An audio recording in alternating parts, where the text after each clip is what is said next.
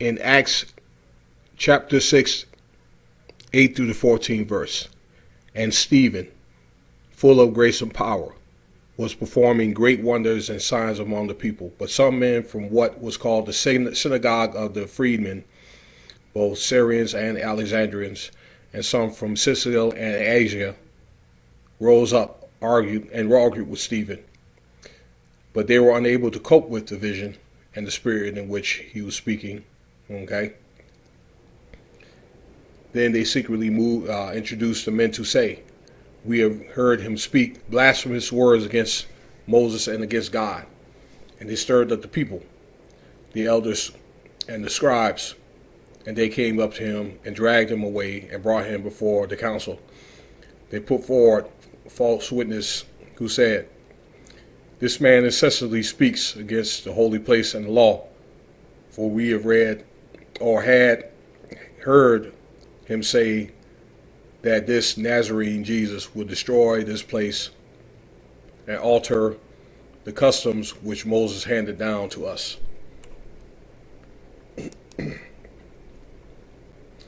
This is 2 Corinthians chapter 11, 25th verse. The Apostle Paul says, "3 times I was beaten with rods. Once I was pelted with stones. 3 times I shipwrecked. I spent a night and day in the open sea." How we doing, ladies and gentlemen? This is the Remnant One, and the night segment is going to be on scriptures about riots and my thoughts on the rioting. Okay, these 2 men, the Apostle Paul and Stephen, okay, that they were beaten, and they were caught in a riot. Okay, but these guys were doing the right thing in the name of the Most High, and also in veneration of Yahshua, which is Jesus Christ. Okay, so if there were to be any type of commotion, okay, or any type of strife, it needs to be good things. Okay, that's for the best interest of the people and the best interest of the Most High. Okay, and not stuff like this. Okay, these are protests going on all over the country, and they should be fizzing out by now. Today is the 12th of July, 2020.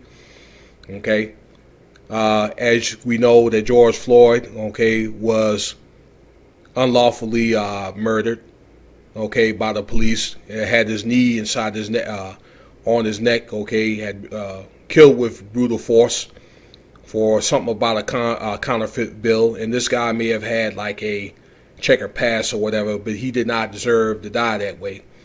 So along with the protests come these riots.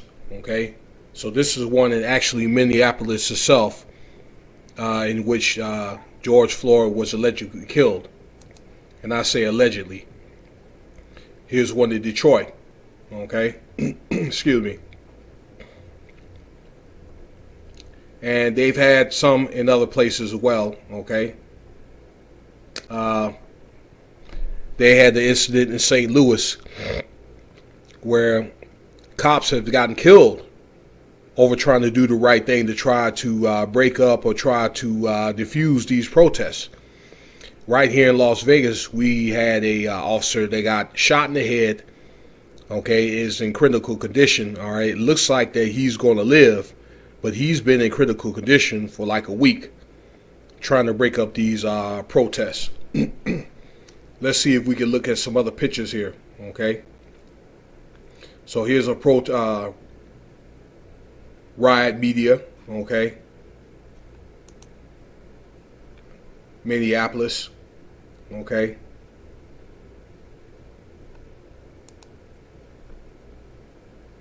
so here's another fire in another city. I don't know what city this is.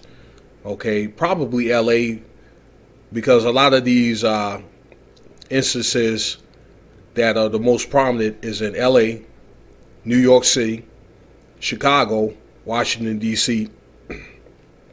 Okay, they've had incidents where 8 people in the Bronx, New York, okay, were killed and so forth, okay? So these riots, people killing each other, there's gang wars, looting, and that kind of stuff, has nothing to do with the death of this individual, okay? So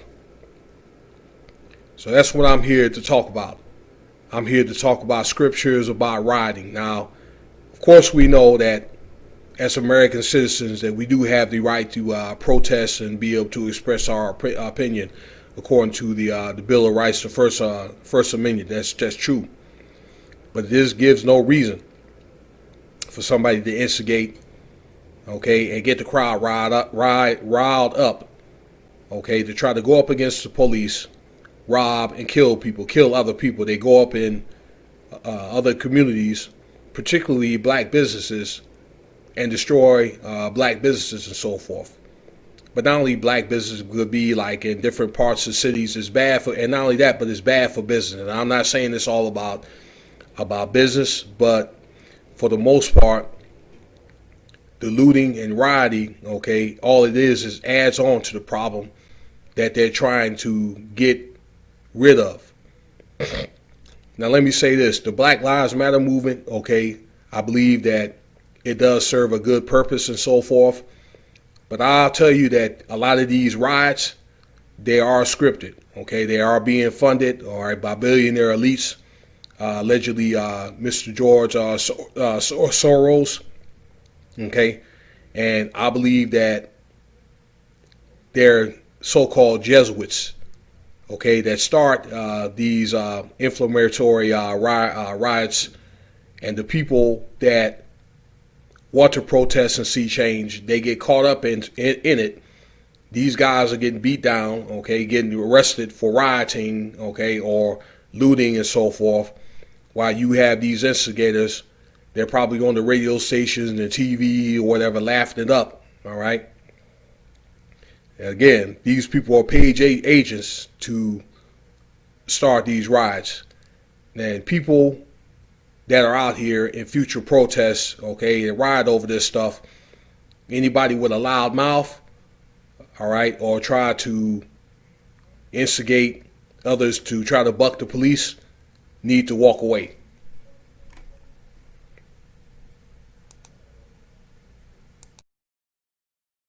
This is a scripture in Hosea 6th chapter 9th verse. Okay, basically says, all right, in reference to heinous crimes, the company of priests is like a gang of robbers, lying in ambush to pounce on a victim. They commit murder on the road to Shishim. They have done heinous crimes, okay? So these are people that has done harsh things to the Israelites, but at the same time, in the book of Hosea, all right, that Israel is being invaded, all right, by the Babylonians and other tribes around that area of the old world. Okay, so basically with scriptures like this, okay, basically says that teenage kids or other people that participate in these movements, all right, are probably encouraged through the scripture not to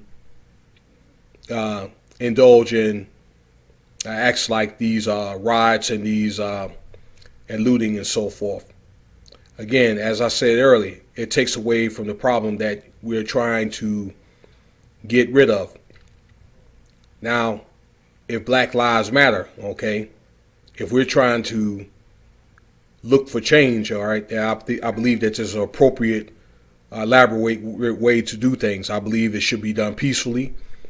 It should be done in selective areas, i.e. the city hall, the police station, okay, town hall meetings, okay, with the police, or be able to go to the city council or to the police station and be able to talk to the chief himself, okay, and be able to vouch for a real change. Call your congressman, all right, but there's plenty of ways to try to vouch for change, okay. But about these protests or whatever, I'm not very happy about these protests. And it's just people out here, many of these people are out of work, all right, they have no life or no purpose in life. This is on top of being mind swayed, okay, as far as this social engineering, okay, with nothing better to do.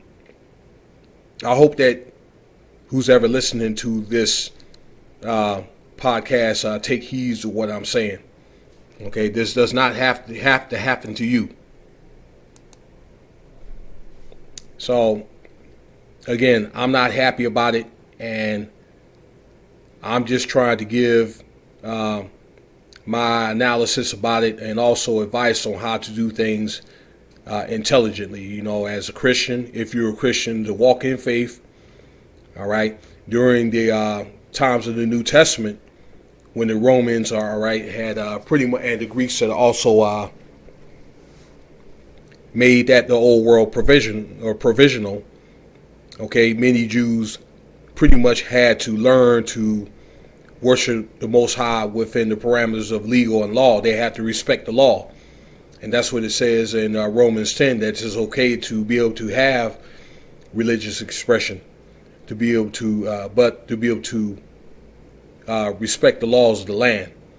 Now that started to change in around 64 AD, okay, with Nero, because he felt challenged with many Jews or Christians, which they call Messianists in the early Christianity days, or Christian days, okay, because Christianity is not a religion, but during the early days of the Messiah faith, and that's faith in Jesus himself. So that being said, the Bible teaches many to worship in faith, to be able to protest with intelligence, and not to get caught up, all right, in any type of heinous crime. So this is one of the scriptures, but for time constraints, I'm going to leave it at that. There's many scriptures that you could look at pertaining heinous crimes and what could happen if you indulge on them. Now, those people that's done these riots who haven't got caught or the looting, they eventually will get caught. They have cameras out there with the cell phones. They're able to pinpoint where these people were at. So justice will be brought forth. Again, I'm not taking sides, okay? But the thing is not to give the enemy, that's if you think there's an enemy, and not all cops are bad, okay? But to be able to give me the least of what they want, any fuel to the fire as far as in changing. Things are changing with many of the police stations or whatever, disbanding, they're doing retraining and all that good stuff, okay? But sometimes intelligence, okay, it just proves, it doesn't, being intelligent, all right, you're not able to stoop down on the level in which the enemy is. It does say in Proverbs, a soft answer sometimes turn wratheth. Now, I'm saying that you can allow yourself to get beat down, because constitutionally you can defend yourself. Now, I don't want to keep saying the same thing over and over again, but it's just something that bothered me. And to be able to, I think that the scriptures do help you guide through things like this during this perilous times and all that, okay? And to keep your mind focused on what's really needs to go on, and that is to combat this corona so we can try to go on about life. All right, that's pretty much it. If you like this video, feel free to subscribe, share with your friends, and check out some of the other videos. Until next time.